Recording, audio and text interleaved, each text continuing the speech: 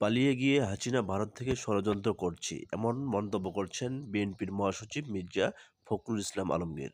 সাম্য সম্প্রতি মানবিক বাংলাদেশ নির্মাণে রোববার বিকেলে পঞ্চগড়ের বদা উপজেলার সাকুয়া স্কুল অ্যান্ড কলেজ মাঠে প্রধান অতিথির বক্তব্যে জনসভায় এসব কথা বলেন তিনি।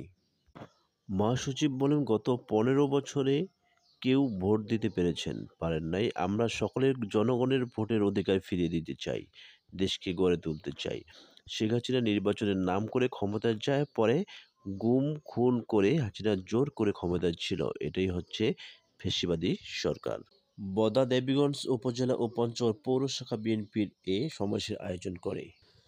জনসভায় বিএনপি নির্বাহী কমিটির পল্লী উন্নয়ন বিষয়ক সম্পাদক ও জেলা বিএনপির সদস্য সচিব ফরহাদ হোসেন আজাদ এর সভাপতিত্বে বিএনপি নেতা engineer Ishraque Hossain, BNP chairperson এর উপদেষ্টা ও প্রখ্যাত কণ্ঠশিল্পী বেবি নাজনীন, সাবেক মন্ত্রী ও বিএনপির রংপুর বিভাগের সাংগঠনিক সম্পাদক আসাদুল হাবিব দুলু, কেন্দ্রীয় বিএনপির আন্তর্জাতিক বিষয়ক সম্পাদক ব্যারিস্টার মোহাম্মদ নওশাদ জমির, জেলা বিএনপির আহ্বায়ক জাহির ইসলাম কাচ্চু বক্তব্য রাখেন।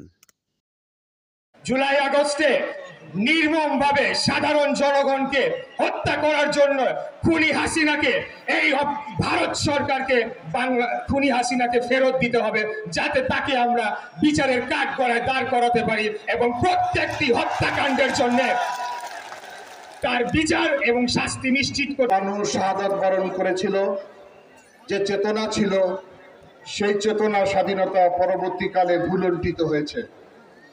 দীর্ঘ সংগ্রাম আন্দোলন বারবার বাংলাদেশ পথ হারিয়েছে স্বৈর শাসনের কারণে। সর্বশেষ জুলাই বিপ্লবের মধ্য দিয়ে দীর্ঘদিন যে দ্বিতীয় স্বাধীনতা পর্যন্ত যে ইতিহাস, এটা একটা সংগ্রামী ইতিহাস। আপনাদেরকে শুধু এইটুকু বলতে চাই যে আজকে বাংলাদেশ যে কালো অধ্যায়ের মধ্য দিয়ে গেছে, যে ফ্যাসিস্ট শক্তির বিরুদ্ধে বাংলাদেশকে আগামী দিনে তরুণের জন্য কাজ করেছেন সেই প্রিয় মানুষ বারবার কয়েকজন জনতা বিএনপির সংগ্রামী মহাসচিব মির্জা ফখরুল আলমগীর দীর্ঘ ৬ বছর পর আমাদের এই দেবীগঞ্জ। দেখেন কিভাবে একেবারে কয়েক মাসের মধ্যেই এই হাসিনাকে সব পরিবার সহ ছেলে মেয়ে বউ ছেলের বউ সবকে নিয়ে পালিয়ে যেতে হয়েছে, তাই না? এবং যাওয়ার সময় সে সময় পর্যন্ত পায় নাই।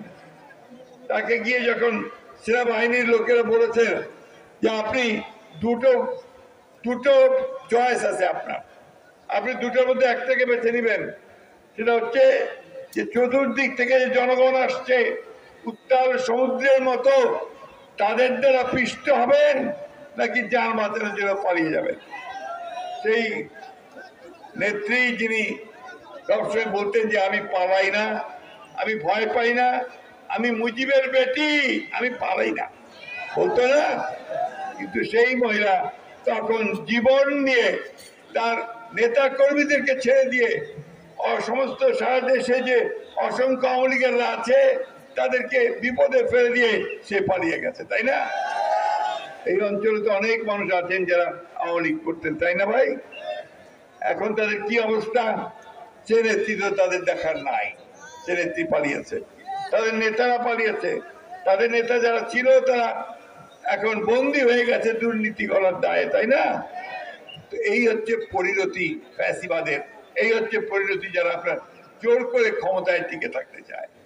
বন্ধুগণ, এই আমাদের ছাত্রদেরকে আমি ধন্যবাদ জানাতে চাই, আমাদের ভাইদেরকে যারা 15 বছর ধরে লড়াই যোগ করেছে তাদেরকে ধন্যবাদ জানাতে চাই যে তারা তাদের বুকের রক্ত ঢেলে দিয়ে আমাদের জন্য আবার একটা সুযোগ সৃষ্টি করে দিয়েছেন যে আমরা আমাদের দেশটাকে আবার একটা গণতান্ত্রিক পদ্ধতিতে গড়ে তুলব। আমরা এখানে সকল মানুষের ভোটের অধিকার নিশ্চিত করতে পারবো। আপনারা এই আগে কতগুলো ভোট হয়েছে, ভোট দিতে পারছেন?